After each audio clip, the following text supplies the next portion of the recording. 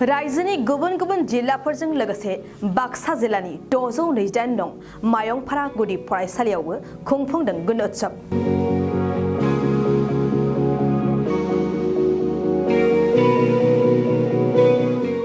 दिनै बाक्सा जिल्लानि सालबारि मुखुमानि जालाह खोन्दोनि सिङाव थानाय मायंफारा गामिनि 628 नं मायंफारा गुदि फरायसालियाव सरकारनि बिथोन बायदियै गोबां फरायसाफोरनि बाहागो लानायाव खुंफुंनाय गनउत्सवआ दासान्दि सोलिगासिनो दं।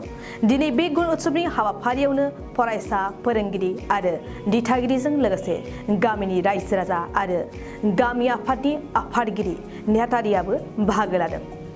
गनउत्सवनि सोमोन्दै गामि आफादनि आफादगिरि पनिन्द्र बसुमतारिया खौरां बिजोंनि गेजेरजों बुंदों, मायंफारा गुदि फरायसालियाव गनउत्सव खुंफुंनाया दिनैसिमाव 4थि खेब जाबाय आरो थांनाय बोसोरनि गनउत्सवआव 628 नं मायंफारा गुदि फरायसालियाव ए पजिशनआव मासि आवग्रिनो हादों होननानै फोरमायो।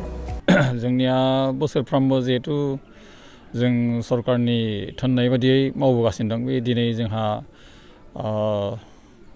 628 नं थारमाने 628 नं मायंफारानि दिनै गुदि फरायसालियाव जोंहा बोसोरफ्रोमबो खालामबोनाय बायदि दिनै 4थि आयदायाव जों खालामगासिनो दं जोंनि मायंफारा गामियावबो। दा बेयाव जोंहा थांनाय बोसोराव जोंहा ए ग्रेड मोननो हादों। लोगोसे नै दिनैनि दा जिथुनिखि गनउत्सव बेखौ जोङो मोजाङैनो खालामनानै जे A+ मोननायनि मोनसे राहा लामा लागासिनो दं, जुजिगासिनो दं। दा जोंहा गासैबो रायजो राजाफ्रा मदद होदों आरो लोगोसे जोंहा बिथां एक्सटार्नेलाबो फैनानै अलरेडि नै जा जोंनि बे गनउत्सव जानायाव एबा हाबाफारियाव बाहागो लानानै बिथाङा गावनि हाबाफारिखौ मावगासिनो दं। लोगोसे जोंहा नै गाहाय फोरोंगिरि लबेन बसुमतारियाबो गाहामैनो डिसिप्लिनखौ सिरिबांखौ लाखिगासिनो दं। लोगोसेनो बेजों थाफानाय जेनोखि हेल्पार लोगो फोरोंगिरि बिथांजोआबो हेफाजाब होगासिनो दं। लोगोसे गामिनि महिलाफ्राबो गाहामैनो हेफाजाब होगासिनो दं। रायजो राजानिफ्रायथ' आरो दंखायोनो। गतिके बियो मोजां जागोनखौ आं मोनसे मिजिं थिदों। बे आरो मोजां जागोन होननानै आं सानो आरो। सोरबाफोर आलासि हिसाबै बाहागो लाबाय नामा? आलासियाथ' जोंहा बेबायदि आलासि गैया। थिग जोंहा जोंनि बाबारि PCCनि चेयारमेन बिथां जगेश दैमारिया जोंनाव आलासि महरै नुजाफैदों आरो बिथाङा जोबोद पजिटिभलि जोंनि गामियाव अर्थात जोंनि गामिनिनो बिथाङा, बेखायनो बिथाङा गोबां जोंनो मदद होगासिनो दं। बेनो आरो। मानि थाखाय गनउत्सवखौ फालिनाय जायो? बेथ' जोबोद मोनसे मोजां सोंथि। बेखौ आं जोबोद मोजां मोनदों। मानो होनब्ला जोंहा थांनाय समफ्राव जेरै फरायसाला फरायसुलिफ्रा उन्दै उन्दै गथ'फ्रा बा गारजेनफ्रा जेरैहाय माने सोलोंथाइनि बेलायाव गोसो होआमोन, अर्थात गुरुत्त होआमोन। दा बै गुरुत्तखौ लाबोनोनो, गोसोखौ बोनोनो दा नैबे गनउत्सवखौ जों बा सरकारा बेखौ लाबोनाय जादों। दा बेनि गेजेरजों गथ' गथायनि जिथुनाखि सोलोंथाइ बे गोबां दावगागासिनो दं। डिसिप्लिनफ्रा दावगागासिनो दं आरो गारजेन अर्थात बिमा बिफाफ्राबो गोबां माने गोसो होनानै सोलोंथाइनि बेलायाव गथ' गथायखौ जोथोन लागासिनो दं, फोरोंगासिनो दं आरो।